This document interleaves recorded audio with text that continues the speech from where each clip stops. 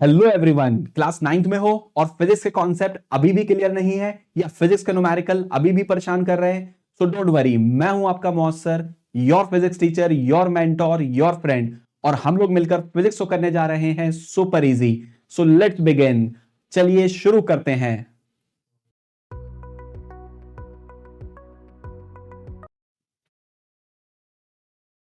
तो बच्चों, हम अपना स्टार्ट करते हैं chapter that is work and energy. ठीक है, तो यहां पर क्लास हम लोगों को पहले स्टार्ट करना है व्हाट इज वर्क। तो जब हम वर्क के बारे में बात करेंगे तो हमें समझना होगा कि रियल लाइफ में वर्क का मतलब कुछ और होता है और फिजिक्स के अंदर वर्क का मतलब थोड़ा स्पेसिफिक होता है। तो रियल लाइफ और फिजिक्स वाली लाइफ या फिजिक्स की दुनिया में और रियल लाइफ में वर्क को हम कैसे डिस्टिंग्विश कर सकते हैं, चलो इससे स्टार्ट करते हैं। जैसे फॉर एग्जाम्पल, तुम घर पे बैठे हुए हो और 2-3 घंटे से पढ़ाई कर रहे हो। हाँ सर, स्टार्टिंग में जोक बोल दिया। 2-3 घंटे, वो भी हम कंटिन्यूसली पढ़ाई एक जगह बैठकर। चलो सपोज कर लेते हैं, एज्यूम कर लेते हैं, लेट कर लेते हैं कि तुम 2-3 घंटे से एक ही जगह पर बैठे हुए कंटिन्यूसली पढ़ाई कर रहे हो। ठीक है, और घर में कोई आता है, मम्मी पापा, और तुमसे बोलते हैं कि बाजार से जाके जरा ये सामान ला दो, मार्केट से जाके परचेज दिस प्रोडक्ट। ठीक है, तो तुम बोलते हो नहीं मम्मी देखो, मैं बहुत वर्क कर रहा हूँ, बहुत मेहनत कर रहा हूँ, मैं 3 घंटे से कंटिन्यूसली पढ़ रहा हूँ, 3 घंटे से वर्क कर रहा हूँ। ठीक है, तो तुम वहां पे यूज वर्ड करते हो वर्क। लेकिन फिजिक्स के अंदर अगर तुम्हारी कंडीशन को देखा जाए, क्योंकि तुम एक जगह पर बैठे हुए थे, तुम वहां से बिल्कुल नहीं हिले हो 2-3 घंटे तक, तो तुम्हारा डिस्प्लेसमेंट जीरो था, तो तुम्हारा वर्क जीरो आएगा अकॉर्डिंग टू फिजिक्स। लेकिन रियल लाइफ में हम बोलते हैं कि मैं वर्क कर रहा हूं। Can't you see, I am doing work. ठीक है, तो इसका मतलब ये हुआ कि हम रियल लाइफ में वर्क को बहुत कैजुअली यूज करते हैं, लेकिन फिजिक्स में इसकी एक स्पेसिफिक मीनिंग होती है और स्पेसिफिक कंडीशन में ही वर्क होता है। ठीक है, तो चलो आप फिजिक्स की दुनिया में समझते हैं कि व्हाट इज वर्क। तो यहां पर अगर तुम नोटिस करो तो हमें वर्क के बारे में पढ़ना है। चलो स्टार्ट करते हैं एक डायग्राम से। फॉर एग्जाम्पल, हमारे पास एक ऑब्जेक्ट है। बच्चों में क्या गिवन है? एक ऑब्जेक्ट। ठीक है, और इस ऑब्जेक्ट को हमने क्या करा, तो बच्चों में क्या गिवन है? एक ऑब्जेक्ट गिवन है। ठीक है, और इस ऑब्जेक्ट पर हम लोगों ने फोर्स लगाया, और फोर्स लगाने की वजह से इस ऑब्जेक्ट का क्या हो गया? डिस्प्लेसमेंट। लेट्स से ये हमारे पास ग्राउंड दे रखा है, ग्राउंड पर एक ऑब्जेक्ट रखा हुआ था। जी सर, ठीक है, और हमने इस पॉइंट पर फोर्स लगाया कितना? एफ। तो इस पॉइंट पर, लेट्स से पॉइंट ए पर, तो पॉइंट ए पर हमने कितना फोर्स लगाया बच्चों? एफ फोर्स लगाया। तो इस फोर्स की वजह से इस वाले ब्लॉक का कुछ डिस्प्लेसमेंट हो गया, यानी जिस पॉइंट पे फोर्स लगाया उस पॉइंट का डिस्प्लेसमेंट हो गया। ये ए पॉइंट यहां पर आ गया, तो इसका जो डिस्प्लेसमेंट हुआ, लेट से कितना हुआ? एस हुआ। डिस्प्लेसमेंट कितना हुआ बच्चों? एस। तो अब यहां ध्यान से देखो, हमारे पास एक ब्लॉक था, बिल्कुल सही।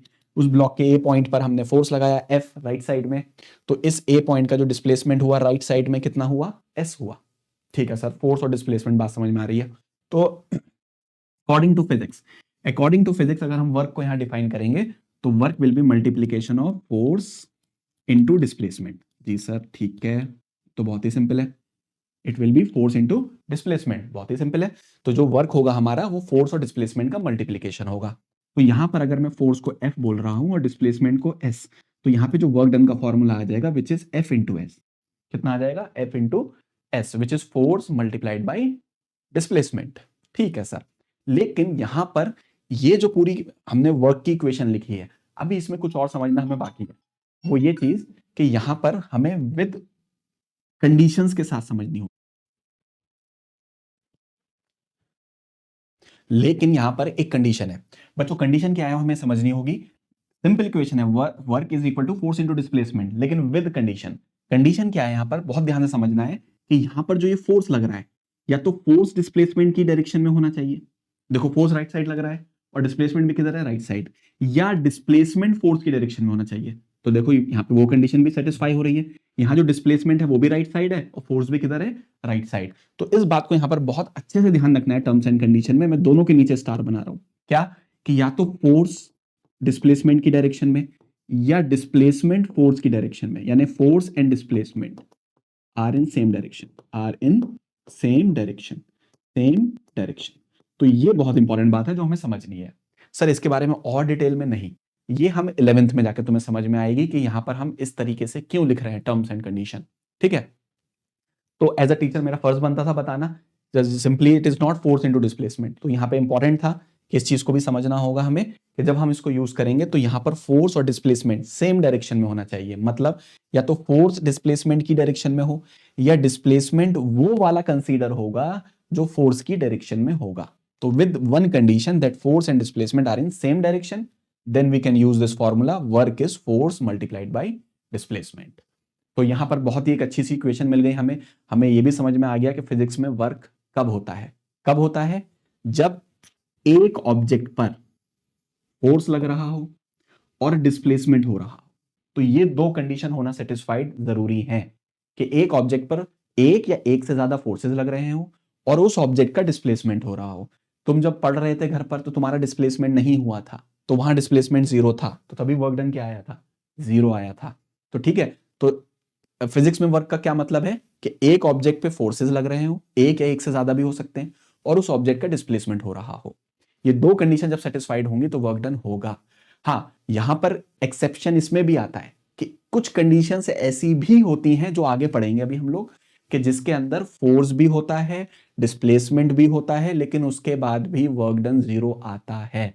वो हम आगे डिस्कस करेंगे, वो इंपॉर्टेंट केसेस के अंदर, और वो एक इंपॉर्टेंट एक्सपेक्ट भी है, वहां से सवाल भी आते हैं कि कब एक ऑब्जेक्ट पे फोर्स भी लग रहा है, डिस्प्लेसमेंट भी हो रहा है, लेकिन उसके बाद भी वर्क डन जीरो है। ठीक है, लेकिन अभी के लिए स्टार्टिंग के लिए वर्क के बारे में एक लाइन तुम्हें ऑलरेडी मालूम ही होगी, फॉर्म ऑफ एनर्जी है। वर्क कब होता है, जब ऑब्जेक्ट पे फोर्स लगता है और फोर्स की वजह से डिस्प्लेसमेंट, या जब ऑब्जेक्ट पे फोर्स लगा और उस पे क्या हुआ, डिस्प्लेसमेंट हुआ। और उसकी इक्वेशन क्या होती है, बहुत ही सिंपल है sir, work will be force into displacement. तो मैं फिर से एक बार लिख देता हूं, work is force multiplied by displacement. This is our master equation. आगे इसी इक्वेशन पे हमें वर्क करना है, काम करना है, मेहनत करनी है, ताकि इससे न्यूमेरिकल सॉल्व हो सके। ठीक है, तो चलो अब आगे चलते हैं यहां तक। ठीक है, तो क्लास अगर मैं यहां पर इसकी एसआई यूनिट लिखूं वर्क की, तो क्लास यहां पर इसकी एसआई यूनिट बनेगी, what is unit for force, तुम बोलोगे sir newton. What is for displacement, metre, newton metre. और इसका दूसरा नाम, क्योंकि work is a form of energy, वो एक एनर्जी की फॉर्म है, तो दूसरा नाम हमारा होता है जूल। दूसरी यूनिट क्या होती है हमारी, जूल, जे से रिप्रेजेंट करेंगे। ठीक है, तो यहाँ पे ध्यान रखना है इतना। उसके बाद एक इंपॉर्टेंट पॉइंट हमें नोट करके चलना है, जो स्कूल के एग्जाम में पूछ सकता है। ये सब में स्कूल के एग्जाम वाले स्टार बना के चलना है हमें, ठीक है ना। तो बस इस वीडियो को देख जाओ, स्कूल का एग्जाम जब भी हो फटाफट खोलो वीडियो को देखो, मस्त नंबर आएंगे, टेंशन नहीं। उसके बाद हमें ऐसा यूनिट लिखनी है। ठीक है, ऐसा यूनिट के बाद हमें लिखना है वर्क इज अ स्केलर। हमें क्या याद रखना है, वर्क कैसी क्वांटिटी है, स्केलर, यानी सिर्फ वैल्यू होती है, डायरेक्शन का कोई लेना देना नहीं, it is a scalar quantity. ठीक है, तो इतना ध्यान रखना है हमें। तो एक वर्क की इक्वेशन ध्यान रखनी है, लेकिन इसमें एक स्टार बना लेना है, terms and condition applied. Terms and condition क्या है, या तो फोर्स एंड डिस्प्लेसमेंट दोनों किस डायरेक्शन में होने चाहिए, सेम। अपनी यूनिट हो गई और it is a scalar quantity. ठीक, इतनी चीजों के साथ अब हम आगे चलते हैं। अब क्लास यहां पर नेक्स्ट स्लाइड के अंदर आप देख सकते हो क्या है हमारे पास बच्चों, calculation of the work done by a constant force. मैं पिछली स्लाइड में इसको ऑलरेडी डिस्कस कर चुका। अब मान लो फॉर एग्जांपल हमारे पास एक सवाल आ जाता है, इसके अंदर फॉर एग्जांपल हमें एक ऐसा ब्लॉक दे रखा है। ठीक है, ब्लॉक थोड़ा टेढ़ा मेढ़ा बन गया, बन जा भाई, बन गया। ठीक है, हमें एक ब्लॉक दे रखा है और ब्लॉक का के ऊपर कुछ लगा फोर्स। जी सर, बात समझ में आ गई, फोर्स लग गया और उस फोर्स की वजह से इस ब्लॉक का कुछ डिस्प्लेसमेंट भी हो गया। ठीक है सर, लो डिस्प्लेसमेंट भी हो गया, और फोर्स और डिस्प्लेसमेंट सेम डायरेक्शन में। ठीक है, फोर्स और डिस्प्लेसमेंट कैसी डायरेक्शन में बच्चों, सेम डायरेक्शन में। तो एक ब्लॉक दे रखा था, ब्लॉक पे क्या लगा, फोर्स, फोर्स की वजह से क्या हुआ, डिस्प्लेसमेंट, दोनों की डायरेक्शन भी क्या है, सेम। तो what will be calculation of work done. अब यहाँ पर एक वर्ड आया है कांस्टेंट फोर्स। कांस्टेंट फोर्स का मतलब होता है एक ऐसा फोर्स जो टाइम के साथ चेंज नहीं होगा। एक ऐसा फोर्स जो टाइम के साथ चेंज बच्चों नहीं होगा, उसको क्या बोलते हैं, कांस्टेंट फोर्स। और हमारे सिलेबस में कांस्टेंट फोर्स ही रहेंगे। 9th क्लास में कांस्टेंट फोर्स पे ही सवाल आएगा। 11th में जब जाओगे तब वहां पे वेरिएबल भी आते हैं, चेंज होने वाले भी आते हैं। तो यहां पर सिंपल है, that is force multiplied by displacement. Force multiplied by displacement. ठीक है, सिंपल हो गया। सर यहां पे टर्म्स एंड कंडीशन तो अप्लाइड हो गई, ठीक है, हमने लिख दिया फॉर्मूला। अगर टर्म्स एंड कंडीशन अप्लाई नहीं होती हैं तो उस केस में क्या करेंगे। तो देखो बच्चों, उस केस में मैं तुम्हें बता देता हूं, जितना बताऊंगा उतना ही बस करना है, बिकॉज 9th क्लास। ठीक है, अभी तुमने 10th ग्रेड में जब जाओगे तो मैथ्स में पढ़ोगे टिग्नोमेट्रिक फंक्शंस, तो अभी तुमने पढ़े नहीं है, और वहां टिग्नोमेट्रिक फंक्शंस का यूज होता है। तो मैं तुम्हें फॉर्मूला लिखवा देता हूं, ठीक है, बिल्कुल परेशान नहीं होना है, फॉर्मूला याद कर लेना बस। ठीक है, चलो मैं उसका फॉर्मूला लिखवाता हूं तुम्हें। मान लो ऐसा हो जाए हमारे पास बच्चों की एक ब्लॉक दे रखा हो, ठीक, उस ब्लॉक पे हमने क्या लगाया, फोर्स, सर लगा दिया फोर्स, ठीक है, कितना। उसके बाद इस फोर्स की वजह से बच्चों इस ब्लॉक का कुछ डिस्प्लेसमेंट हो गया, ठीक है सर, इस ब्लॉक का कुछ डिस्प्लेसमेंट हो गया, बहुत बढ़िया। तो यहाँ पे डिस्प्लेसमेंट कितना हुआ, लेट से ये हो गया एस, डिस्प्लेसमेंट हो गया हमारा कितना, एस हो गया, ठीक है सर। ये ब्लॉक दे रखा था हमें, बहुत बढ़िया। इस ब्लॉक का डिस्प्लेसमेंट कितना हुआ, एस, फोर्स कितना, एफ। यहां पर इन दो लाइन के बीच में एक एंगल दे रखा है हमें, कितना, थीटा। एंगल तो समझते हो, दो लाइनों के बीच में एंगल बन गया, ठीक है। तो दो लाइनों यानी फोर्स और डिस्प्लेसमेंट के बीच में एंगल दे रखा है। अब सर देखो यहां पे टर्म्स एंड कंडीशन सेटिस्फाइड नहीं हो रही। हाँ बिल्कुल बच्चों, देखो ध्यान से, यहां पर फोर्स और डिस्प्लेसमेंट की डायरेक्शन सेम नहीं है, डायरेक्शन सेम नहीं है। तो सर अब क्या करेंगे, तो परेशान नहीं होना है। तो यहां पे वर्क डन का फॉर्मूला होता है फोर्स इंटू डिस्प्लेसमेंट, एक आ जाता है कॉस थीटा। बिल्कुल भी मत घबराना, थीटा कॉस थीटा ये फंक्शन तुम अभी नहीं पढ़ा है, मैथ्स में है, 10th ग्रेड में है। तो बस फॉर्मूला लिखवा दिया है मैंने, बस फॉर्मूला वही है फोर्स इंटू डिस्प्लेसमेंट, लेकिन साथ में एक एक्स्ट्रा टर्म आ जाएगा दैट इज कॉस थीटा। बस इतना कर लेना। अगर इस तरह से फॉर्मेट पे सवाल बन जाए कि फोर्स और डिस्प्लेसमेंट सेम डायरेक्शन में नहीं हो, तो सर इसमें कॉस थीटा को कैसे हैंडल करेंगे, तो बहुत आसान है। देखो अगर कॉस एंगल 0 डिग्री होता है तो वैल्यू 1 होती है। कॉस 30 डिग्री का एंगल होता है, 30 डिग्री एंगल समझते हो ना, तो कॉस 30 की वैल्यू हो जाएगी दैट इज √3/2। उसी तरह से हमारे पास होता है कॉस 45 डिग्री विच इज 1/√2। ऐसे ही होता है हमारे पास कॉस 60 डिग्री, अगर 60 डिग्री का एंगल हो विच इज 1/2, विच इज 1/2। फिर एक होता है हमारे पास कॉस 90 का, कॉस 90 हमारा होता है 0। और ये वैल्यूज याद कर लेनी है बस। तो सर इसका क्या मतलब है, देखो कितना आसान है मैं बताता हूँ, बिल्कुल परेशान नहीं होना है। फॉर एग्जाम्पल बहुत ही 9th ग्रेड में समझो हॉट हायर ऑर्डर थिंकिंग का सवाल आ गया, मुश्किल सा सवाल दे दिया टीचर ने। क्या बना दिया कि फोर्स दे रखा है 100 न्यूटन का, डिस्प्लेसमेंट दे रखा है 10 मीटर का, और ये एंगल दे रखा है 60 डिग्री। बच्चों कितना दे रखा है यहाँ पर एंगल, 60 डिग्री दे रखा है, बहुत बढ़िया सर। ऐसे दे देगा बस बहुत से बार, एक ऑब्जेक्ट है, फोर्स लगा 100 न्यूटन, डिस्प्लेसमेंट 10 मीटर, दोनों के बीच में एंगल कितना है 60 डिग्री। वर्क डन कैलकुलेट कर दो। तो लगा देते हैं ना यहाँ फॉर्मूला, क्या दिक्कत है, W इक्वल्स क्या, F S cos theta. Force तो पता है न्यूटन, देखो ये 100, तो ठीक है। डिस्प्लेसमेंट इन मीटर 10, ठीक है। अब घबराना क्या है, यहाँ कॉस की वैल्यूज तुम याद करके जाओगे। कॉस 60 कितना होता है, देखो यहाँ पर ये रहा कॉस 60, सर वो तो हाफ होता है, तो बस हाफ से और मल्टीप्लाई कर दो। तो कितने टाइम्स गया, ये 5 टाइम्स गया, तो ये 500 आ गया। कितना आ गया बच्चों, 500। और वर्क की यूनिट क्या होती है, जूल, या दूसरी यूनिट क्या होती है ये भी याद रखो, न्यूटन मीटर। ये हमारा फाइनल आंसर आ गया। तो क्या डिफिकल्ट था, कुछ भी नहीं, बस चेक कर रहा है तुम्हें मल्टीप्लीकेशन आती है नहीं आती है। किस किस की मल्टीप्लीकेशन करोगे, फोर्स को मल्टीप्लाई करोगे डिस्प्लेसमेंट से, डिस्प्लेसमेंट को मल्टीप्लाई करोगे कॉस थीटा से। किससे मल्टीप्लाई करोगे, कॉस थीटा से। और सर कॉस थीटा की वैल्यू में याद कर जाएंगे हम लोग, कोई बड़ी बात नहीं है, ठीक है। तो हल्का सा मैंने बता दिया, अगर टर्म्स एंड कंडीशन सेटिस्फाइड नहीं हुई तो या तो न्यूमेरिकल आएगा एफ इंटू एस पर with terms and condition star, और विदाउट टर्म्स एंड कंडीशन आ गया अपना, तो एफ एस थीटा दे रखा होगा तो यहां क्या लिख देंगे, कॉस थीटा। बस इतना सा, दो चीज हो गई। चलो बच्चों अब हम आगे चलते हैं, इस पे देखते हैं नेक्स्ट स्लाइड में हमारे लिए क्या रखा हुआ है। चौथी स्लाइड में क्लास सवाल आ गया, आना भी चाहिए था, कैलकुलेशन ऑफ वर्क क्या है भी, है ना। तो कैलकुलेशन ऑफ वर्क सवाल लिखते हैं क्या है बच्चों। तो क्लास यहाँ पे हमें दे रखा है, if the work done, if the work done,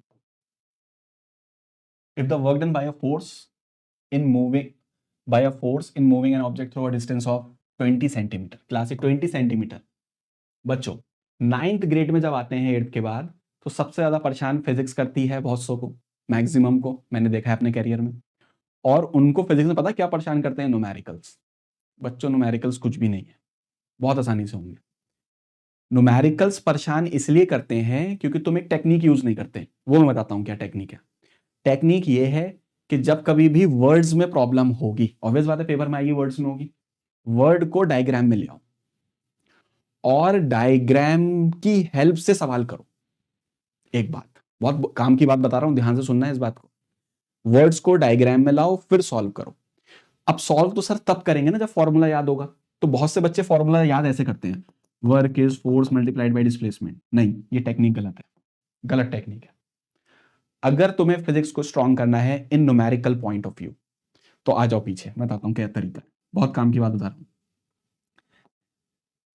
तुम याद करोगे विद डायग्राम।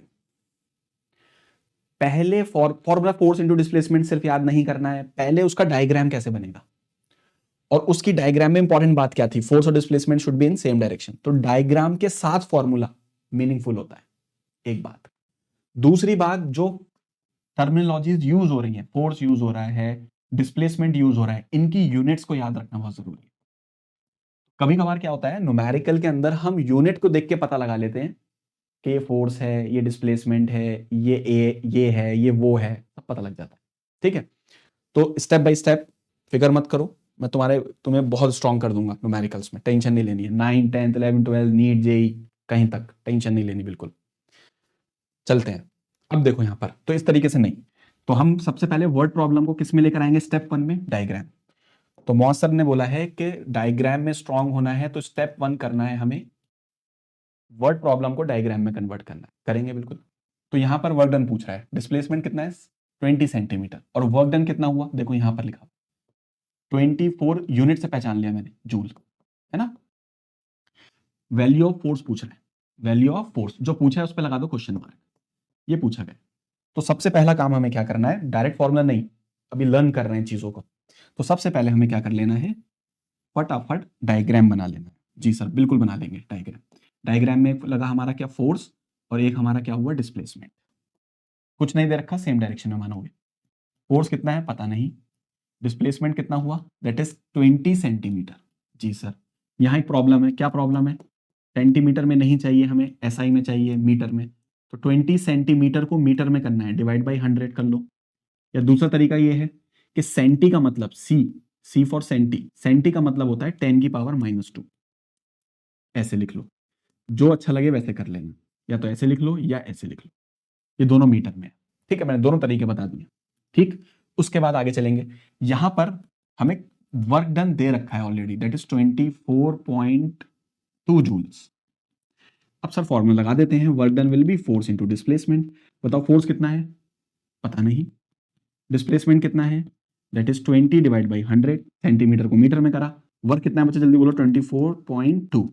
तो यहां पर ये कैंसिल हो गया, ये कितने टाइम्स गया, 5 टाइम्स गया सर, इस 5 को इधर मल्टीप्लाई में ले आओ, तो फोर्स इक्वल्स 24.2 इंटू 5, तो जरा मल्टीप्लाई करो, 5 और 2 10, 0, 20, 21, 2, 10, 12।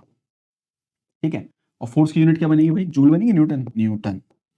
तो यहां पर बच्चों जो फाइनल आंसर आएगा, फोर्स विल बी 121.0 क्या, न्यूटन। ये हमारे पास आंसर आएगा। ठीक है ना, तो क्लास स्टेप 1 में डायग्राम बनेगा। स्टेप 2 में क्या करते हैं हम लोग, स्टेप 2 में हम करेंगे गिवन निकालेंगे। डायग्राम के अंदर क्या नोटिफाई करेंगे, गिवन। देखो जैसे मैंने गिवन निकाला ये सब, फोर्स क्वेश्चन मार्क, डिस्प्लेसमेंट, फिर हम क्या करा, हम लोगों ने वर्क डन लिखा। देखो क्लास में तो टेक्निक बता रहा हूँ, सवाल गलत होने का सवाल ही नहीं उठता। ठीक है, स्टेप 1 में क्या करोगे, you will convert word problem into diagram, ऐसे ही प्रैक्टिस करना है। देखो 9, 10 शॉर्टकट मत लेना, अगर अभी 9, 10 में शॉर्टकट लोगे तो 11, 12 में मैं बहुत बच्चों को ट्रेन कर चुका हूँ, प्रॉब्लम आएगी, नीट जेई सब जगह प्रॉब्लम आएगी, अभी बिल्कुल भी कोई शॉर्टकट नहीं। तो वर्ड प्रॉब्लम को स्टेप 1 डायग्राम में कन्वर्ट करेंगे, डायग्राम के बाद गिवन लिखेंगे, उसी डायग्राम के अंदर डिस्प्लेसमेंट कितना है, force question mark, work done इतना। फिर स्टेप नंबर 3 में गलती होने के जो चांसेस होते हैं, स्टेप फॉलो करने, स्टेप नंबर 3 में पता है क्या करोगे, स्टेप नंबर 3 में तुम करोगे यूनिट्स को चेक करो कि क्या सारी यूनिट्स एसआई में है या नहीं है। तो तुम्हें सारे सवाल में देखो ये एसआई में नहीं था, ये गलती होने की जगह थी, यहां होती है गलतियां बच्चों से पेपर में।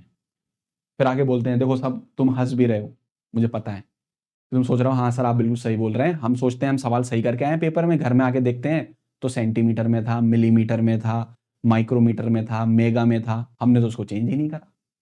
तो मैं इसलिए बोल रहा हूँ यूनिट्स स्टेप बाय स्टेप, बस मेरे स्टेप फॉलो करने हैं। मौसम ने जो बोला, चाहे क्वेश्चन अभी लेंदी हो रहा है होने दो, कोई दिक्कत नहीं। स्टेप 1 में कैसे चलोगे, वर्ड को डायग्राम, स्टेप नंबर 2 में डायग्राम में ही वैल्यूज पुट करोगे, फिर स्टेप 3 के अंदर उनकी यूनिट चेक करोगे, सबको प्रॉपर एसआई में लाओगे, फिर लगाओगे स्टेप 4, दैट इज कॉन्सेप्ट।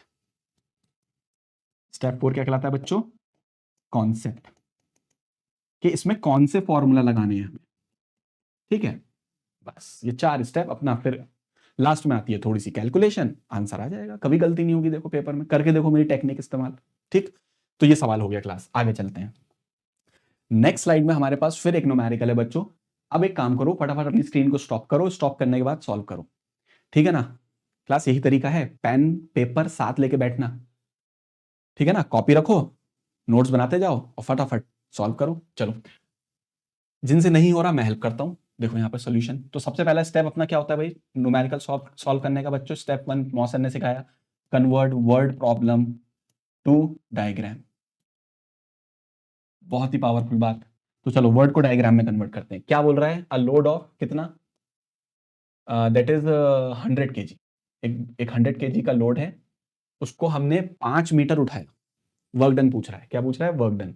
ये वर्क डन बाई ग्रेविटी का सवाल है, आगे एक स्लाइड भी है, कोई नहीं अभी बता देता हूं। देखो यहां पर हमने क्या करा, इसको डायग्राम में लाना है। सर बिल्कुल ले आएंगे, कोई टेंशन नहीं है। एक ब्लॉक है हमारे पास, बहुत बढ़िया। इस ब्लॉक को हम उठा के ले गए किसी हाइट पर, ठीक है बच्चों? इस ब्लॉक को उठा के ले गए हम किसी हाइट पर, तो लेके जाएंगे, क्या टेंशन है? ये रहा। तो ये देखो किस तरह से क्लास हमने एक वर्ड प्रॉब्लम को कन्वर्ट करा डायग्राम में फिजिक्स में। इमेजिन करा क्या हो रहा है, उठा के ले गए, ठीक है? इसका मास कितना है? m। अब एक बात बताओ, पहले ग्रेविटेशन वाले चैप्टर में पढ़ा था कि अर्थ हर ऑब्जेक्ट को किधर खींचती है? नीचे की तरफ। जैसे देखो मार्कर को मैं छोड़ रहा हूं, किधर जा रहा है पेन? नीचे की तरफ। क्यों गया नीचे? अर्थ ने खींचा, अर्थ ने अट्रैक्ट करा। तो earth attract every object towards its centre. Earth हर ऑब्जेक्ट को नीचे खींचती है। सर बात समझ में आ रही है, बिल्कुल नीचे खींचती है। तो चलो बना देते हैं, नीचे खींचती है तो नीचे कितने फोर्स से खींचती है? ये भी तुम्हें याद होगा पिछले चैप्टर से। दैट इज अगर इसका मास m है तो वो mg से खींचती है। तो नीचे that is weight of the body, तो नीचे फोर्स लगा F। ठीक है सर, तो यहाँ पे फोर्स मुझे मिल गया विच इज mg। और डिस्प्लेसमेंट कितना हुआ है ऊपर की तरफ? यहाँ पे देखो डिस्प्लेसमेंट कितना है? 5 मीटर। ये डिस्प्लेसमेंट बोल दो s, ठीक है? तो डिस्प्लेसमेंट कितना हो गया? 5 मीटर। फोर्स, तो इसको ऊपर खींचने के लिए मिनिमम फोर्स कितना लगेगा? दैट F जो ऊपर लगेगा which is also equal to mg। इसको उठाने के लिए कम से कम कितना लगेगा? जितने से अर्थ खींच रही है नीचे। अर्थ इसे नीचे खींच रही है mg से, तो मुझे इसको ऊपर उठाना है, तो कम से कम इतना फोर्स लगाना पड़ेगा। चलो फोर्स और ये डिस्प्लेसमेंट, वर्क निकालना है। तो स्टेप 1 में मैंने वर्ड को डायग्राम में लाया। फिर बच्चों मैंने स्टेप 2 लगाया। स्टेप 2 में क्या करा मैंने? गिवन डायग्राम के अंदर ही, गिवन कर दिया डायग्राम के अंदर ही। स्टेप नंबर 3 में अब मैं क्या करूंगा बोलो? यूनिट चेक करूंगा। क्या ये वाली यूनिट ठीक है? सर ठीक है। अब जरा फोर्स की वैल्यू निकालने यहां पर। What is mass? 100।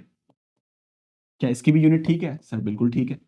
And what is जी? अब जी की वैल्यू 9.8 होती है मीटर पर सेकंड स्क्वायर। चलो अभी हम 10 यूज कर लेते हैं, थोड़ा सिंपल हो जाएगी बात। ऑलमोस्ट 10 यूज कर लेते हैं, 10 कर लेते हैं, तो ये हो गया 1000 न्यूटन का फोर्स लगा। ठीक है, स्टेप 3 भी हो गया सर, ओके। यूनिट चेक हो गई, यूनिट चेक हो गई। चलो अब आ जाओ स्टेप नंबर 4 पर। Apply the formula. Now you will apply the formula that work is force into displacement. Now force तो निकाल लिया तुमने, दैट इज 1000।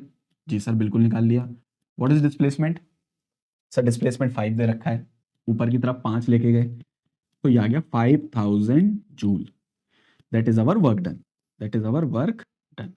तो बच्चों वर्क डन कितना आ गया? 5000 जूल आ गया। ठीक है ना? तो फॉलो कर रहे हो? तो मैंने 4 स्टेप बताए हैं, इसी तरह से करना है, ठीक है? अब नेक्स्ट चलते हैं। देखो नेक्स्ट स्लाइड में क्या बोल रहा है क्लास? स्क्रीन स्टॉप करेंगे, फटाफट मेरे साथ सॉल्व करना है। स्क्रीन स्टॉप करो, 4 स्टेप बताए हैं, फॉलो करो। कोई शॉर्टकट नहीं मारना है, डायरेक्ट फॉर्मूला लगाने की कोशिश बिल्कुल मत करो। मैं तुम्हारी फिजिक्स स्ट्रॉन्ग करा दूंगा, लेकिन तुम्हें मुझे फॉलो करना होगा। 9 10th में कोई शॉर्टकट नहीं लेंगे हम, चारों स्टेप बनाएंगे, ठीक है? तो चारों स्टेप क्या कहते हैं, बनाते हैं। अपनी कॉपी पे बनाने की कोशिश करो जल्दी से। देखो एक गाड़ी दे रखी है, बहुत बढ़िया। गाड़ी बन जाए गाड़ी बना दो, नहीं तो ब्लॉक बना दो एक। Driven by a force. Class sir force दे रखा है, एफ दे रखा है, बहुत बढ़िया। फिर travelling at a constant speed, unit से पता लग रहा है सर, स्पीड दे रखी है, बहुत बढ़िया, वी। 2 मिनट्स दे रखा है सर, टाइम भी दे रखा है, टाइम भी दे रखा है, बहुत बढ़िया। उसके बाद कहीं पहुंच गया, calculate question mark, that is work. Work निकाल। चलो इसको डायग्राम में बना देते हैं, क्या दिक्कत है? तो यहां पर बच्चों हमें क्या दे रखा है? एक रोड दे रखा है। ये रोड पे तो चलाओगे गाड़ी या हवा में उड़ाओगे? चलो एक रोड दे रखा है, बहुत बढ़िया सर। उसके बाद एक गाड़ी बना लेते हैं। देखो मुझे जैसी आती है मैं तो वैसी बना देता हूँ, ठीक है? एक गाड़ी दे रखी है, ठीक है? ये अपनी एलवी की गाड़ी है, ठीक है? चलो अब ये गाड़ी दे रखी है क्लास, बहुत बढ़िया। अब इसमें इस डायग्राम के अंदर गिवन क्या क्या है वो बनाते हैं। इस पे फोर्स लगा, बिल्कुल लगा सर। वैल्यू भी लिख लो स्टेप नंबर 2, कितना 2.5 इंटू 10 की पावर 10 न्यूटन। यूनिट भी चेक कर लो, स्टेप नंबर 3। ठीक है, बिल्कुल सही। उसके बाद क्लास ये बोल रहा है ये आगे जा रही है, कितनी स्पीड से जा रही है गाड़ी, v कितना है 5 मीटर पर सेकेंड। यूनिट भी चेक कर लो, ठीक है सर यूनिट, बहुत बढ़िया। उसके बाद इसमें टाइम दे रखा है, कोई बात नहीं, टाइम लिख लो कितना 2 मिनट्स। अब देखो स्टेप नंबर 3 में प्रॉब्लम आ गई, मिनट्स। हमें मिनट्स में नहीं चाहिए, हमें चाहिए सेकंड्स में। तो यहाँ पे टी इक्वल्स लिखेंगे 2। 1 मिनट में कितने सेकंड, 60 सेकंड। तो टाइम आ गया 120 सेकंड। टाइम कितना आ गया 120 सेकंड्स, 120 सेकंड। बहुत बढ़िया, 120 सेकंड आ गया बच्चों। चलो अब हमसे पूछा क्या है, step number 4 we will apply the formula concept. Step 4 पर आ गए, what is work, force into displacement. Sir force तो मालूम है, डिस्प्लेसमेंट नहीं मालूम, तो क्या टेंशन है। डिस्प्लेसमेंट बराबर होता है डिस्टेंस बराबर स्पीड इनटू टाइम। क्या हमने ये फॉर्मूला पढ़ा है, बिल्कुल पढ़ा है, स्पीड इनटू टाइम। ठीक है, तो चलो यूज कर लेते हैं। तो यहाँ पे पहले डिस्प्लेसमेंट फाइंड कर लेते हैं। What is speed, sir speed दे रखी है 5 मीटर पर सेकेंड, बहुत बढ़िया। What is time, time is 120। देखो अगर तुम मेरे स्टेप को फॉलो नहीं याद नहीं करते, स्टेप नंबर 3, तो हो सकता है बहुत से बच्चों से ये यूनिट छूट जाती, और ये यूनिट छूट जाती तो वो 2 लिखते, लेकिन लिखना कितना है 120। तो इसलिए बोल रहा हूँ कोई शॉर्टकट नहीं, सारे स्टेप फॉलो करने हैं। तो 120, तो डिस्प्लेसमेंट आ जाएगा हमारा 12 पंजे 60, 60 600 मीटर में। चलो तो यहां पर वर्क डन का फॉर्मूला आ जाएगा, व्हाट इज फोर्स, फोर्स लिख लो दैट इज 2.5 इंटू 10 की पावर 10 इंटू 600। अब क्लास मुझे पूरी उम्मीद है इसको तुम सॉल्व कर पाओगे, कुछ को प्रॉब्लम होती है मैं हेल्प करूंगा। 10 की पावर 10 है और ये 2 जीरो है, यानी 10 की पावर 2 है। बेस सेम होता है, बेस सेम है, देखो ये 10 और 10, ये भी 10 ये भी 10, पावर को जोड़ दो, 10 में 2 जोड़ो, दैट इज 2.5 इंटू, इस बात को समझ लो, एक है 10 की पावर 10 और एक आ गया 10 की पावर 2। जब ये बेस सेम होते हैं ना, बेस इसको बोलते हैं बेस, तो जब ये सेम होते हैं तो पावर को इनको जोड़ देते हैं, ऐड कर देते हैं। तो 10, व्हाट इज 10 + 2, जोड़ दो इन दोनों को, इट विल बी 12। तो यहां पर आ जाएगा 10 की पावर 12 मल्टीप्लाइड बाई 6 बचा हुआ है। अब 2.5 के 6 से मल्टीप्लाई कर लो तो कितना आएगा, बोलो सोचो। ये आ जाएगा 15.0। 10 की पावर 12 मल्टीप्लाई कर लेना, कोई मसला नहीं है। 25 4 100, 100 और 50 150, यानी 15। ये हमारा फाइनल आंसर आ जाएगा। ठीक है बच्चों, this is our final answer. ठीक, तो चारों स्टेप फॉलो करके हमने सवाल को अच्छे से निपटा लिया। ठीक है, भले ही 1 मिनट ज्यादा लग गया, कोई बात नहीं, लगने दो। बिल्ड द स्ट्रॉन्ग फाउंडेशन, आदत बनाओ, चारों स्टेप हर सवाल पे अप्लाई करके देखने। नेक्स्ट चलो बच्चों आगे चलेंगे। आगे क्लास बहुत ही इंटरेस्टिंग टॉपिक आ गया हमारे सामने, वर्क को अब हम और आगे लेकर जाएंगे। अभी तो कैलकुलेशन ऑफ वर्क किया है, अब हमें नोट करना है, स्लाइड को देखो क्या लिखा हुआ है, कि जो वर्क है वो पॉजिटिव भी हो सकता है, नेगेटिव भी हो सकता है, और बच्चों जीरो भी हो सकता है। ठीक है, तो चलो आज इसके बारे में बात करते हैं, positive work, negative work and zero work. ठीक है, let's start with positive work. किससे स्टार्ट करेंगे हम, पॉजिटिव वर्क से। देखो पॉजिटिव वर्क कब होता है, चलो एक डायग्राम से समझाता हूं। मान लो मेरे पास एक ऑब्जेक्ट है, ठीक है सर, एक ऑब्जेक्ट है, और उस ऑब्जेक्ट में ये कंडीशन सेटिस्फाई हो जाए, क्या कंडीशन, मान लो इस ऑब्जेक्ट पे जो फोर्स लग रहा है, इस ऑब्जेक्ट पे बच्चों क्या लग रहा है, एक फोर्स, और उसका डिस्प्लेसमेंट, उस ऑब्जेक्ट का डिस्प्लेसमेंट, दोनों सेम डायरेक्शन में। ऑब्जेक्ट पे लगने वाला फोर्स और डिस्प्लेसमेंट दोनों की डायरेक्शन क्या हो, सेम, पहली कंडीशन। इस कंडीशन में, इस कंडीशन में जो वर्क होगा विल बी पॉजिटिव।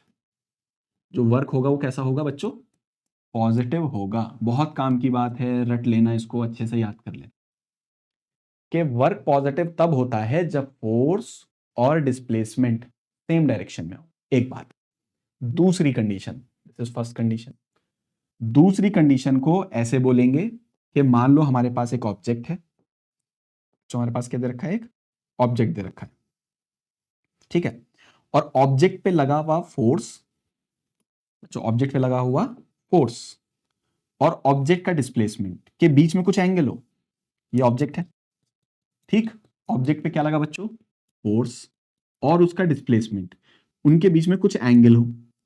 अब ध्यान सुनना मेरी बात, लेकिन ये वाला एंगल 90 से कम हो, 0 के बराबर या उससे ज्यादा, 90 से कम हो, यानी ये एंगल एक्यूट हो। बहुत ध्यान सुनना, मैंने स्पीड हल्की कर ली है। ये एंगल क्या हो? एक्यूट हो। मुझे पूरी उम्मीद है तुम्हें एक्यूट एंगल के बारे में पता होगा। एक्यूट एंगल क्या होता है? वो एंगल जो 90 से कम हो, 0 90 के बीच में। ठीक है, तो ऐसे एंगल को हम क्या बोलते हैं बच्चों? एक्यूट एंगल बोलते हैं। तो फोर्स और डिस्प्लेसमेंट के बीच में जो एंगल है थीटा, फोर्स और डिस्प्लेसमेंट के बीच का जो एंगल है थीटा, वो एक्यूट होना चाहिए, 90 से कम होना चाहिए, तो भी हमारा वर्क डन पॉजिटिव होता है। तो भी हमारा वर्क कैसा होता है बच्चों? पॉजिटिव होता है। अब पेपर में ये आता है, right the conditions for positive work. बताता चलूंगा सवाल क्या आते हैं। तो कॉपी में उसे कैसे लिखोगे कि दो कंडीशन होती हैं सर वर्क डन के पॉजिटिव होने के लिए। पहली condition, force and displacement are in same direction, यानी एंगल 0 हो गया दोनों के बीच में। या दूसरी कंडीशन होती है, angle between force and displacement should be acute, means less than 90। That's it, less than 90। ये दो कंडीशन ध्यान रखनी है। इन दोनों कंडीशन में वर्क पॉजिटिव आता है। कैसा आता है वर्क? पॉजिटिव। अच्छा, यहां पर अगर कैलकुलेशन आ जाए वर्क की, तो फॉर्मूला क्या लगेगा? बहुत सिंपल से पढ़ा तो दिया आपने, force into displacement, terms and condition satisfied, दोनों सेम डायरेक्शन में। सवाल भी करा दिए। सर यहां से सवाल आ जाए तो क्या करेंगे? छोड़कर आ जाएंगे? नहीं, क्यों छोड़कर आओगे, ये भी बता दिया तुम्हें। यहां फॉर्मूला क्या लिखेगा, लिखेंगे हम फोर्स डिस्प्लेसमेंट कॉस थीटा। ठीक है, दोनों वाले सवाल कर देंगे सर, कोई दिक्कत नहीं है। This is positive work. अब क्लास यहां पे हम नेक्स्ट कैटेगरी की तरफ चलते हैं, that is negative work. Work negative कब हो सकता है? ठीक है, अच्छा एक पॉजिटिव वर्क का सर एग्जांपल बता दिए, पेपर में आ सकता है कि बताओ पॉजिटिव वर्क क्या होता है with the help of an example. तो ऐसे समझो, तुम ऐसा देखो, एक गाड़ी चलती हुई जा रही थी। देखो एग्जांपल बताता हूं। मान लो बच्चों हमारे पास एक रोड दे रखा है हम लोगों को, ठीक है। अब यहां पर ये जो रोड दे रखा है, यहां पर एक गाड़ी जा रही है क्लास चलती हुई। चलो एक गाड़ी बना लेते हैं, अपनी एक फरारी बना लेते हैं क्लास, ये बन गई अपनी फरारी। ठीक है, ठीक है। अब देखो क्या है यहां पर, तुम यहां पर देखो, यहां पर तुमने इस गाड़ी को एक रस्सी से बांधा और तुम इसको आगे की तरफ खींच रहे हो। ऐसे तुम इसको आगे की तरफ खींच रहे हो, ठीक है। हमने क्या करा, इस गाड़ी को एक रस्सी से बांधा और आगे खींच रहे हैं, ठीक है। अब जब तुम इसे आगे की तरफ खींच रहे हो और इसका डिस्प्लेसमेंट भी किधर हो रहा है? आगे की तरफ। पुलिंग आकार, दिस इज पुलिंग अ पुल आकार, पुल आकार। मैंने कार को पुल करा, खींचा, तो जिस डायरेक्शन में फोर्स लगाया उसी डायरेक्शन में डिस्प्लेसमेंट है, जिस डायरेक्शन में फोर्स लगाया उसी डायरेक्शन में क्या है? डिस्प्लेसमेंट है। तो यहां पर देखो फोर्स और डिस्प्लेसमेंट कैसी डायरेक्शन में है? सेम डायरेक्शन में है। तो यहां पे वर्क डन कैसा आएगा हमारा? Work will B positive, work will B positive. ठीक है, तो पॉजिटिव वर्क का एक एग्जांपल बता सकते हो, pulling a car, pulling a car, car को खींचना। ठीक है, ये एक एग्जांपल हो जाएगा हमारा। ठीक, उसके बाद नेक्स्ट चलते हैं। नेक्स्ट देखो क्लास, हमारे पास जो हमें समझना है दैट इज नेगेटिव वर्क। बच्चों क्या समझना है हमें? Negative work. बहुत फोकस बना के रखना है। तो पॉजिटिव वर्क में दो केसेस हो गए, force and displacement should be in same direction. Force और डिस्प्लेसमेंट के बीच का एंगल 90 से कम होगा, यानी एक्यूट होगा। इसका क्या एग्जांपल बता दिए सर? Pulling a car. ठीक है, ये पूरा एक पैकेज बन गया। सवाल आ सकता है ये किसका पैकेज बना? पॉजिटिव वर्क का। ठीक है, अब बात करते हैं नेगेटिव वर्क के बारे में। अब नेगेटिव वर्क के बारे में पहली कंडीशन समझो क्या है। पहली कंडीशन ये है, मान लो हमारे पास इस तरीके से एक ऑब्जेक्ट है सर, ठीक है। इस ऑब्जेक्ट पे जो फोर्स लगाया है, फोर्स लगा हुआ है मान लो आगे की तरफ, कहां लगा है फोर्स? आगे की तरफ, और ऑब्जेक्ट का डिस्प्लेसमेंट हो रहा था पीछे की तरफ। या ऐसा समझो, फोर्स लगा दैट इज पीछे की तरफ, ये वाला फोर्स, इसको मैंने फोर्स बोल दिया, ऐसे समझ लो। फोर्स लग रहा है पीछे की तरफ और ऑब्जेक्ट का डिस्प्लेसमेंट किधर हो रहा है? आगे की तरफ। अगर कहीं पर ऐसी कंडीशन आ जाए, ठीक है, तो फोर्स तो लग रहा है पीछे की तरफ और डिस्प्लेसमेंट हो रहा है आगे की तरफ। सर ऐसे कैसे हो सकता है? भाई कोई चीज है, जिधर फोर्स लगेगा उधर ही तो चलेगी। फोर्स किधर लग रहा है? पीछे, चल रही है आगे, ये तो अजीब बात है, कॉमन सेंस में ही नहीं आ रही। बिल्कुल हो सकता है। देखो उसका एग्जाम्पल भी तुम्हें यही बता देता हूं। फॉर एग्जाम्पल, पीछे वाले केस में देखो, ये कार की बात करी थी हमने। इसी केस में अगर हम ऐसा करें कि यहां पर एक कार बनाते हैं, देखो ध्यान से समझना, एग्जाम्पल यही समझा देता हूं। यहां पर हमारे पास एक रोड दे रखा है, एक ये हमारी कार दे रखी है, ठीक है, बहुत बढ़िया सर।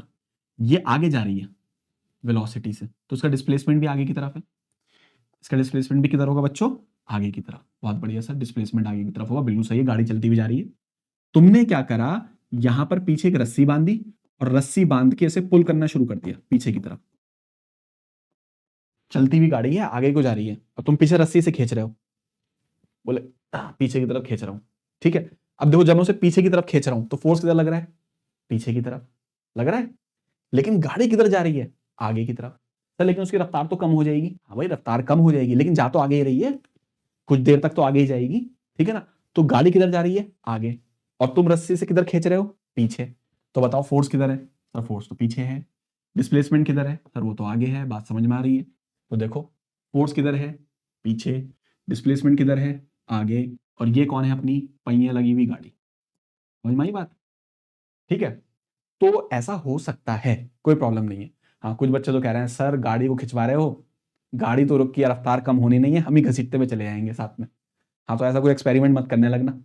पता लगा ट्रक जा रहा है, ट्रक पे पीछे रस्सी बांध के खींच रहे हो उसे, तो तुम ट्रक की स्पीड तो कम होने से रही, तुम्हारी स्पीड ज्यादा हो जाएगी उसी की डायरेक्शन में। ठीक है, समझने के लिए था बात। ठीक, तो ये हो गया। अब यहां पर क्लास काम की बात क्या है कि फोर्स और जो डिस्प्लेसमेंट है, they are in same direction, they are in opposite direction. हम बोलेंगे when force and displacement are in opposite direction, are in opposite direction, opposite direction, ये पहली कंडीशन है। जब वर्क डन कैसा होगा हमारा इस केस में? नेगेटिव होगा। बहुत बढ़िया सर, दूसरी कंडीशन ही बता दी है, फटाफट दूसरी कंडीशन भी देखेंगे। मान लो तुमने इस बार क्या करा, मैं ब्लॉक ऐसा दे रखा है, ठीक है सर, और इसका डिस्प्लेसमेंट हो रहा है आगे की तरफ, ठीक है सर, और फोर्स बिल्कुल पीछे ना लगा के ऐसे लग रहा है इस बार। ये हमारा फोर्स लग रहा है और ये हमारा डिस्प्लेसमेंट हो रहा है कितना? एस, और ये हमें ब्लॉक दे रखा है। बहुत बढ़िया सर। यहाँ देखो, डिस्प्लेसमेंट और फोर्स के बीच का एंगल क्या तुम्हें फील नहीं हो रहा? 90 से ज्यादा है। कैसा है? 90 से ज्यादा है। तो यहां पर अगर ये एंगल थीटा, यानी एंगल किसके बीच में? Angle between force and displacement, theta, वो मोर देन तो 90 हो और लेस देन इक्वल टू 180 हो, ऐसे एंगल को एक्यूट बोलते हैं। ऑब्ट्यूज वर्ड सुना होगा, ऑब्ट्यूज हो तो हमारा वर्क निगेटिव होता है बच्चों। वर्क कैसा होता है? जल्दी बोलो। निगेटिव होता है। ठीक है, इसको हमें याद रखना है। ठीक, तो यहां पर हमने दोनों कंडीशंस को बहुत अच्छे से समझा। नेगेटिव वर्क की क्या कंडीशन लिख के आओगे? With example. अब सवाल सुन लो पेपर में क्या आएगा। ठीक है, वो बोलेगा what do you mean by negative work, write the condition of negative work and an example also. क्या करके आओगे? Condition number 1, when force and displacement are in opposite direction. Condition number 2, force और डिस्प्लेसमेंट के बीच का angle कैसा होना चाहिए? ऑब्ट्यूज होना चाहिए, यानी 90 से ज्यादा, 180 के बराबर या उससे कम। एग्जांपल बता दो। It is pulling a car और it is like pulling a car in the direction of motion और अपोजिट, अपोजिट, या stopping a moving car by applying a force in opposite direction. ठीक है, तो इस तरह से हम इसका एक एग्जांपल यहाँ पे लिख सकते हैं, और भी एग्जांपल में टाइम टू टाइम न्यूमेरिकल्स में आगे बता दूंगा। ठीक है, तो यहां पर हमारा निगेटिव वर्क भी हो गया। अगला जो है वो बहुत ही इंपॉर्टेंट है, आता है स्कूल के एग्जाम में, कोई भी स्कूल का एग्जाम हो 9th ग्रेड, इवन ये कॉन्सेप्ट तो मतलब पूरा चैप्टर 11 से भी लिंक होगा, फिर जाके ये नीट और जेई में भी कन्वर्ट होगा, सब कुछ है इसमें। तो स्कूल में मैक्सिमम यहां से सवाल आता है, दैट इज जीरो वर्क। बात करेंगे दैट इज जीरो वर्क, बहुत अच्छे से बात करेंगे क्लास, बहुत इंपॉर्टेंट कॉन्सेप्ट है जीरो वर्क। 9th के लिए भी इंपॉर्टेंट है, 11th में भी बहुत काम आएगा, कॉन्सेप्ट ही बहुत अच्छा है जीरो वर्क, बहुत अच्छे से समझाऊंगा। ठीक है, चलो जीरो वर्क समझना है। अब क्लास जीरो वर्क का क्या, सबसे पहले समझो वर्क का फॉर्मूला क्या है। सर वाला लिखवा दो, थीटा वाला, एफ एस कॉस थीटा, घबराना नहीं है, force displacement cos theta without terms and condition. Sir ये होता है फॉर्मूला, कोई दिक्कत नहीं। अब देखो यहां पर बच्चों, बहुत ध्यान से सुनना है मेरी बात को, यहां पर जो वर्क है वो हमारा तीन केसेस में नेगेटिव, सॉरी जीरो हो सकता है, तीन केसेस में, तीनों को डिस्कस करेंगे एक एक करके। ठीक है, कितने केसेस में जीरो हो सकता है? तीन केसेस में। केस नंबर फर्स्ट, कब जीरो हो सकता है? Case number 1।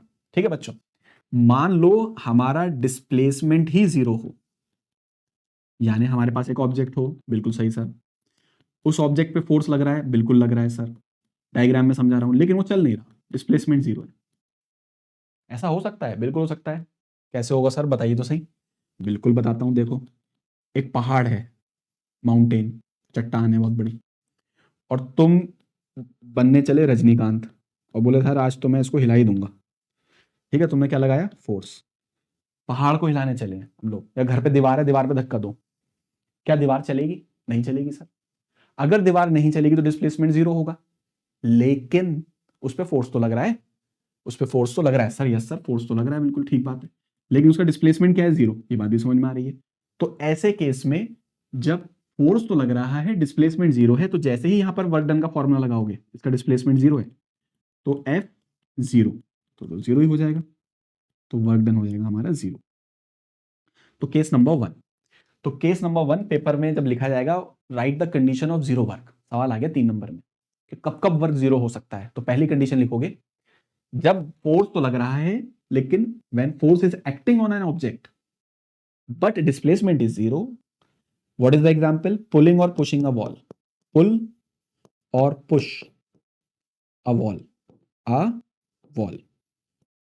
ठीक है सर, समझ में आ गया। चलो आगे चलते हैं, सेकंड की तरफ चलते हैं क्लास। ऐसा हो कि डिस्प्लेसमेंट तो हो, बॉडी तो चल रही हो, बॉडी तो चल रही हो, लेकिन उस पर फोर्स 0 लग रहा हो। सर ये तो मुमकिन ही नहीं है, ऐसा कैसे हो सकता है? सोचो जरा 2 मिनट के लिए, कॉमन सेंस लगाओ, दिमाग में सोचो कि एक ऑब्जेक्ट रखा हुआ है तुम्हारे सामने, बुक रखी है, पेंसिल रखी है, मोबाइल फोन रखा है जिसे तुम देख रहे हो, और वो रुका हुआ है, तुम चाहते हो वो चले, तो उसको चलने के लिए क्या लगेगा, फोर्स, तभी तो चलेगा। लेकिन सर आप तो उल्टा बोल रहे हो कि ऑब्जेक्ट तो चल रहा हो लेकिन उस पर फोर्स नहीं लग रहा। क्या ऐसा पॉसिबल है? बिल्कुल पॉसिबल है। कहां पॉसिबल है? चले जाओ आउटर स्पेस में।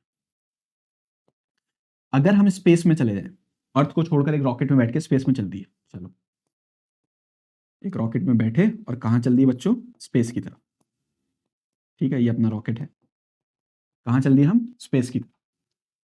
ठीक है, अब जब हम स्पेस में जा रहे हैं बच्चों, वहां स्पेस में ना तो अर्थ खींच रही है उसे, ना आसपास कोई प्लैनेट है, बस एम्प्टी स्पेस है, चला जा रहा है।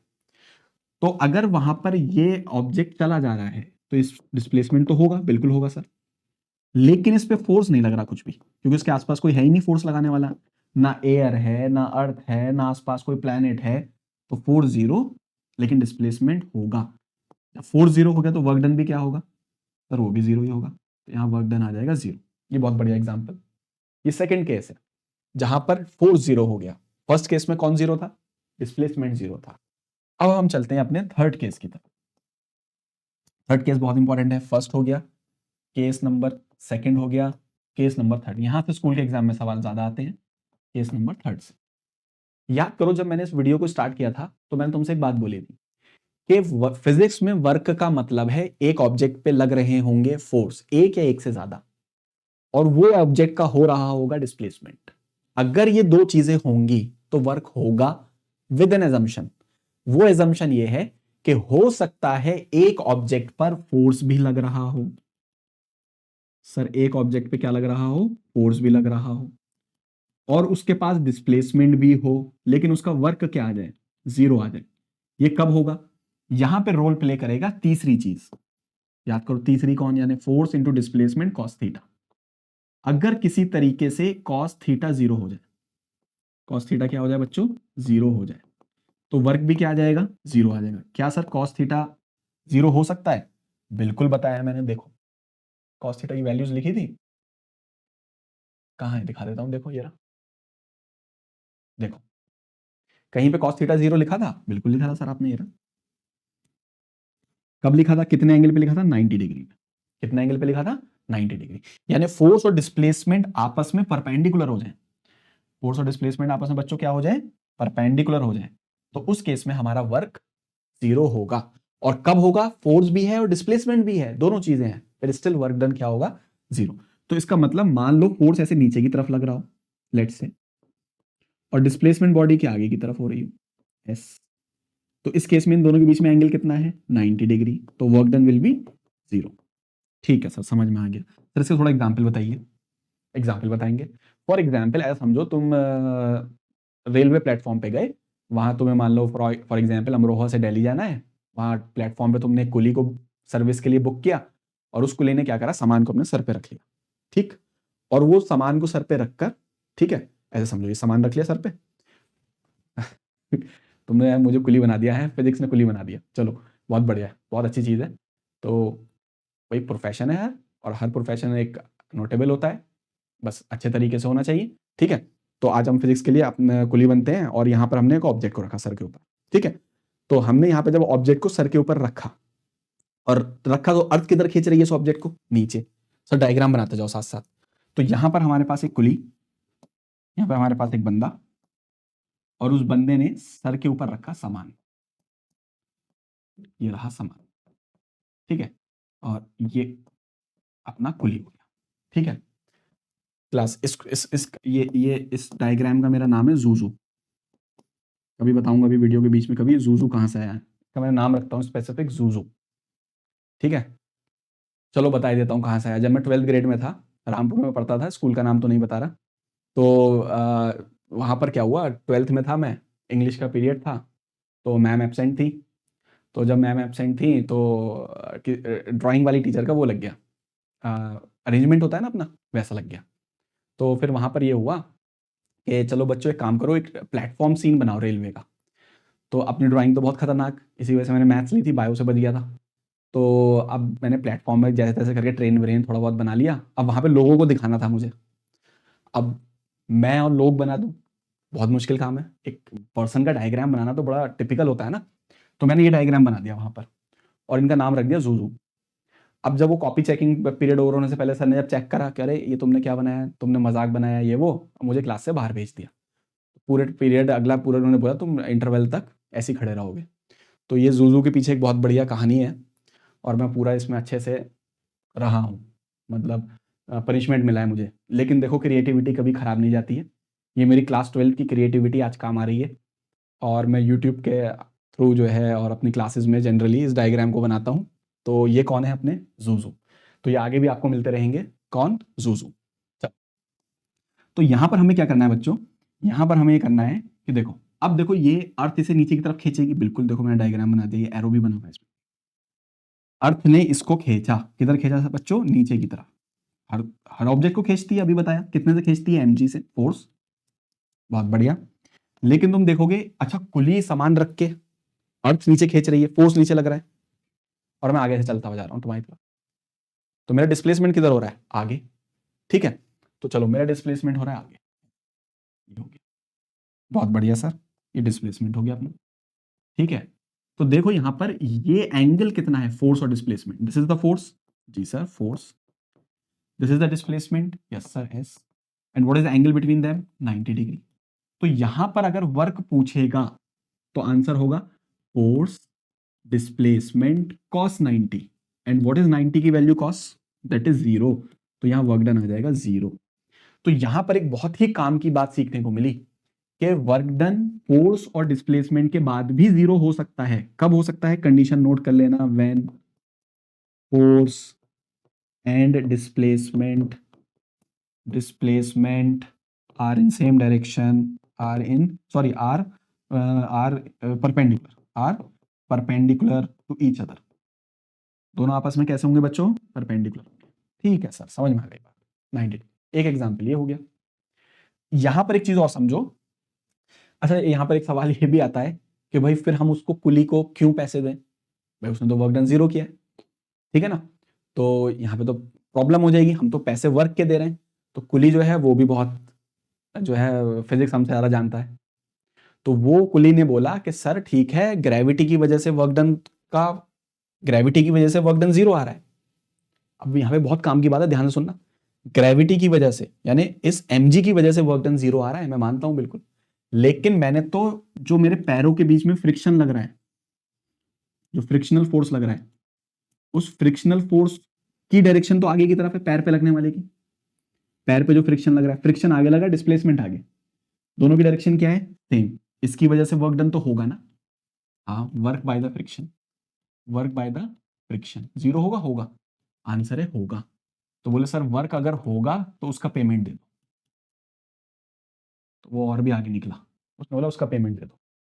लेकिन एक बात समझो, मेरी बात, बहुत काम की बात बोल रहा हूँ। 9th क्लास में जनरली बच्चे इतना डीप में चीज़ों को नहीं जाते हैं, लेकिन बहुत इंपॉर्टेंट है, तभी 11th में मज़ा आएगा पढ़ने में। और यहाँ पर एक बहुत काम की बात नोट करो वर्क डन के बारे में, वो ये कि जब भी वर्क की कैलकुलेशन होती है, जब भी वर्क कैलकुलेट करते हैं, तो ये भी देखना पड़ता है किस फोर्स की वजह से कैलकुलेट कर रहे हैं, किस फोर्स की वजह से।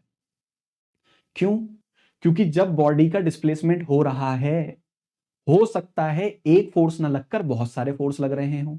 जैसे यहां कुली के ऊपर नीचे लग रहा है mg लग रहा है, उसके बाद यहां पर जब वो चल के जा रहा है तो उसके पैरों और जमीन के बीच में क्या लग रहा है सर? फ्रिक्शन। दो फोर्स हो गए, और भी फोर्सेज हैं, मैं उनकी तरफ नहीं जा रहा अभी। तो एक फोर्स है, यहां पर दो फोर्स लग रहे हैं, दो फोर्स तो लग ही रहे हैं सर, दिख गए। तो वर्क डन निकालना है किस फोर्स की वजह से, ये पता होना जरूरी है। तो इसलिए जब भी वर्क डन पे सवाल आता है, चाहे आप 9th क्लास में हो, आप 11th में हो, या आप नीट का या कॉम्पिटिटिव एग्जाम का पेपर दे रहे हैं, सबसे पहले आपको ये समझना होगा कि वर्क डन किसकी वजह से पूछा है, बाय विच फोर्स। तो यहां पर एक बहुत ही इंपॉर्टेंट बात को मैंने डिस्कस कर ली कि जब भी वर्क का सवाल आएगा, हमारे दिमाग में सबसे पहले आएगा by which force they are asking, किस फोर्स की वजह से पूछा है। क्योंकि बॉडी पे जरूरी नहीं है एक फोर्स लग रहा हो सकता है एक से ज्यादा फोर्सेस लग रहे हो। हमें देखना है कि किस फोर्स की वजह से वर्क डन पूछा गया है। ठीक है, बहुत बात हो गई इस पे। इसमें मैं और एग्जाम्पल की बात करूंगा क्योंकि स्कूल के एग्जाम में सवाल आता है। मान लो ऐसा हो जाए, यहां पर एक ऑब्जेक्ट को हमने सर्किल में घुमाया। कैसे घुमाया ये भी समझो। एक पत्थर को रस्सी से बांधो, ऐसे घुमा लो, घुमा लेते हैं ना, घूम रहा है, ये ऐसे घुमा लो, ठीक, ऐसे करके घूम रहा है। ठीक है, अब यहां पर तुम्हें पता है कि कोई भी ऑब्जेक्ट जो सर्किल में घूमता है, जो कोई भी ऑब्जेक्ट जो सर्किल में घूमता है, वो तभी घूमता है जब उस पर एक फोर्स लगता है सेंटर की तरफ। जी सर पता है, मोशन वाले चैप्टर में सुना था, that is centripetal force. Centripetal force, इस फोर्स के बिना ये पत्थर कभी भी सर्किल में नहीं घूम सकता, ये चाहिए ही चाहिए। अच्छा, इसका डिस्प्लेसमेंट किधर हो रहा है? ये पत्थर जा रहा है ऊपर की तरफ जाने की कोशिश कर रहा है, इसका डिस्प्लेसमेंट हो रहा है ऊपर की तरफ। इस पॉइंट पे तो ऊपर की तरफ जाना चाह रहा है ये। सर यहाँ तो एंगल 90 बन गया, बिल्कुल बन गया 90, क्योंकि ये टेंजेंट है और ये सेंटर वाली रेडियस है। रेडियस और टेंजेंट में 90 डिग्री। सर अगर ये 90 डिग्री का बन गया एंगल तो वर्क डन तो यहाँ पे जीरो आएगा, बिल्कुल जीरो आएगा। लेकिन ये work done by which force? By centripetal. Centripetal, जो फोर्स लग रहा है कौन सा? सेंट्रीपिटल, ये वाला। ठीक है, तो अगर स्कूल के एग्जाम में कहीं ऐसा सवाल दिख जाए, कोई चीज घूम रही हो, बस घूमती हुई चीज दिख जाए, आंसर डायरेक्ट जीरो लगा देना, चाहे समझ में आए या नहीं आए, जीरो लगाकर आना ही आना है। कि अगर पूछ ले कोई चीज घूम रही हो और उसकी वजह से वर्क डन पूछ रहा, तो आंसर विल बी जीरो। ठीक है, तो दूसरा एग्जाम्पल हो गया ये। ठीक है, तो ऐसे हम कई एग्जाम्पल कर सकते हैं, तो दो ही काफी हैं, आगे चलते हैं। अब हम अपनी नेक्स्ट स्लाइड की तरफ चलते हैं। देखो क्या बोल रहा है वो नेक्स्ट स्लाइड में। नेक्स्ट स्लाइड में वो बोल रहा है work done by the gravity. इसका तो एक न्यूमेरिकल भी करा दिया मैंने तुम्हें। चलो समझते हैं वर्क डन बाय ग्रेविटी। देखो, मान लो हमारे पास एक ब्लॉक है, जो क्या है हमारे पास, बहुत आसान है क्लास, तुम आसानी से समझ जाओगे। एक ब्लॉक है, ब्लॉक थोड़ा सा आड़ा टेढ़ा हो गया, ठीक है, एक ब्लॉक है। अब हमने क्या करा है, इस ब्लॉक को हम यहां कुछ हाइट पे ले आए। अब क्लास ये अब इस हाइट पे अपने आप तो आने वाला नहीं है, ठीक है। इस कितनी हाइट पे ले गए? लेट से इसको h हाइट पे ले गए। कितनी हाइट पे ले गए बच्चों? h हाइट पे। h हाइट पे ले गए, कितना डिस्प्लेसमेंट हुआ? s। अब यहां पे देखो इसका मास लेट से m। अब क्लास तुम लोग यहां पे नोटिस करोगे, अगर मैं इस ब्लॉक की बात करूं, अगर हम किसकी बात करें? इस ब्लॉक की, तो इस ब्लॉक को ऊपर ले जाना है हमें, ठीक है। तो पहले तो एक बात समझो, इसको अर्थ खींच रही होगी नीचे, तो बिल्कुल खींच रही होगी mg से। W, जैसी को F बोल दो, नीचे लगने वाला फोर्स, अर्थ नीचे खींच रही होगी, बिल्कुल ठीक है सर, वो तो खींचेगी। देखो मार्कर को छोड़ दूं, किधर जा रहा है? नीचे जा रहा है, अर्थ ने खींचा, बहुत बढ़िया। तो सर ये अपने आप तो ऊपर जाना नहीं है भाई, तुम्हारे सामने तुम्हारा मोबाइल फोन रखा हुआ है, ये अपने आप ऊपर चला जाए, तुम कमरे में से भाग जाओगे।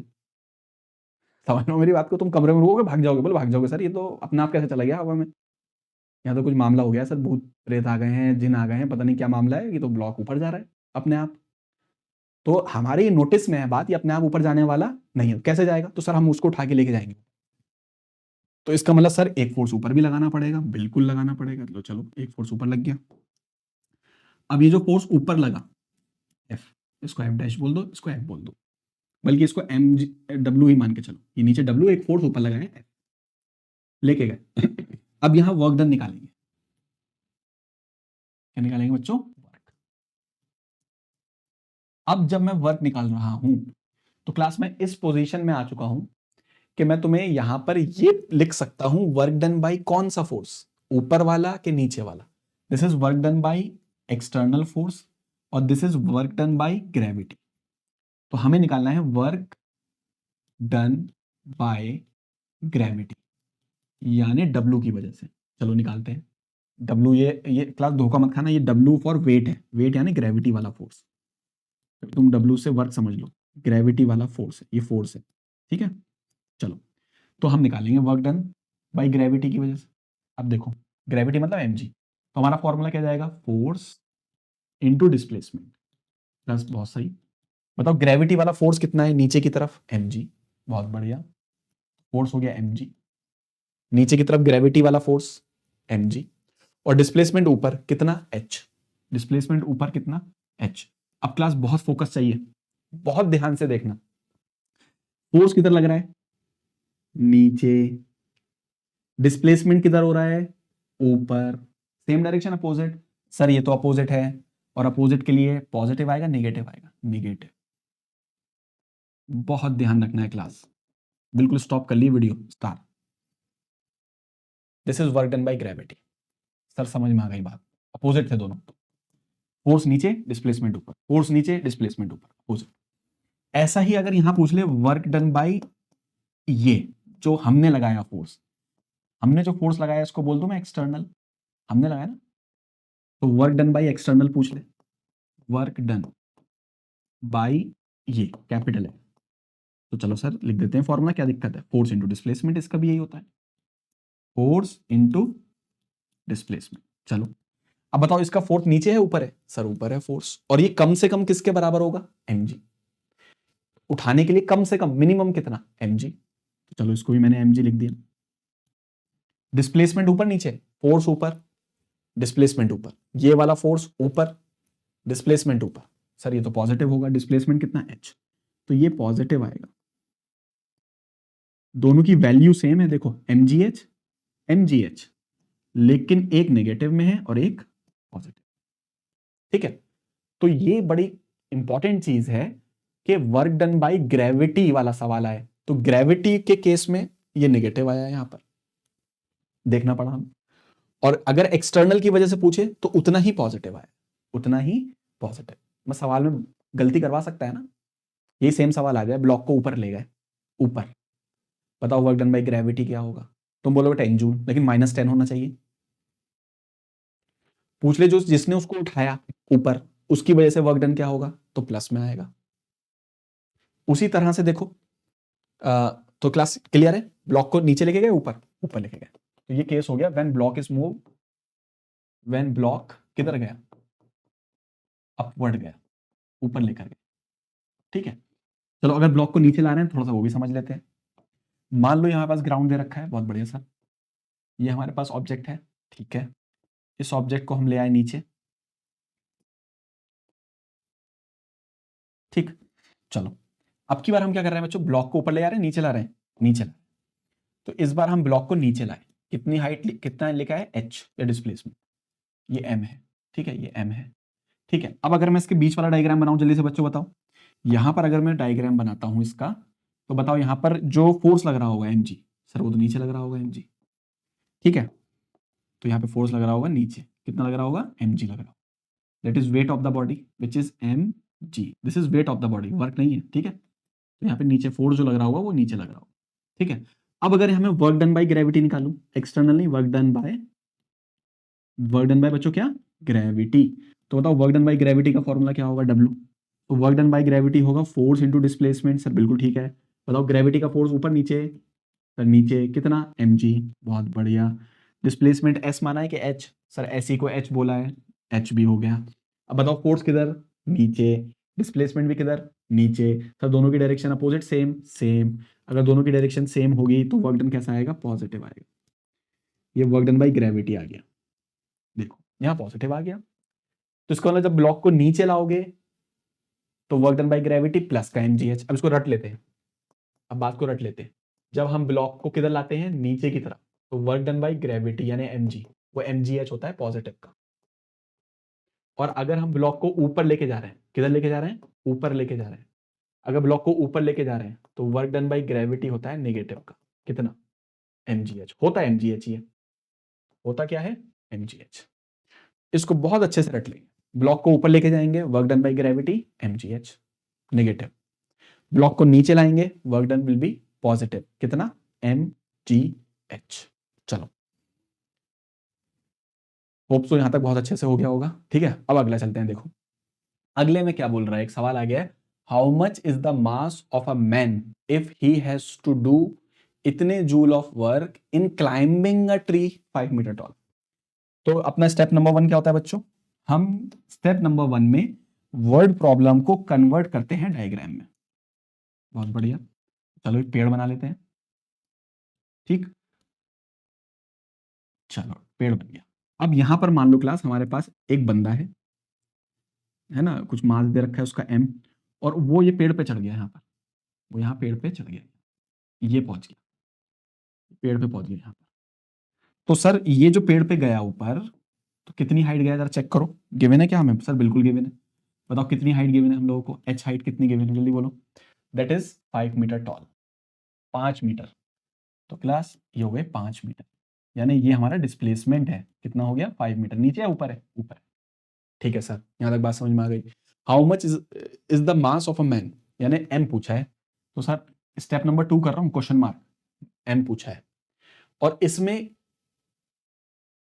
कितना वर्क हुआ, ये करने में वर्क हुआ दैट इज 2500 ऑफ जूल। ठीक है, इतना वर्क हो गया हमारे पास। चलो, तो यहां पर वर्क डन बाय ग्रेविटी का फॉर्मूला क्या होता है, W विच इज mgh होता है। ठीक है, वर्क डन बाय मैन है, वर्क डन बाय ग्रेविटी नहीं। मैन ने किधर फोर्स लगाया, वो नीचे ऊपर, ऊपर। तो work done by man plus का mgh।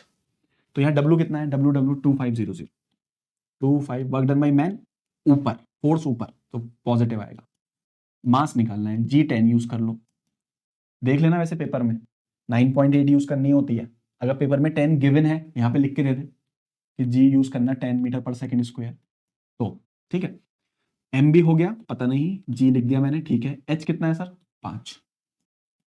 तो यहाँ पे सॉल्व कर लेते हैं, कितना हो जाएगा, 2500 M 50, 0 से 0 कैंसिल, तो M विल बी 250, 5 नीचे आएगा, कितने टाइम्स जाएगा, 5 टाइम्स। तो M की वैल्यू आ जाएगी 50 kg। M की वैल्यू बच्चों कितने आ जाएगी, 50 kg आ जाएगी।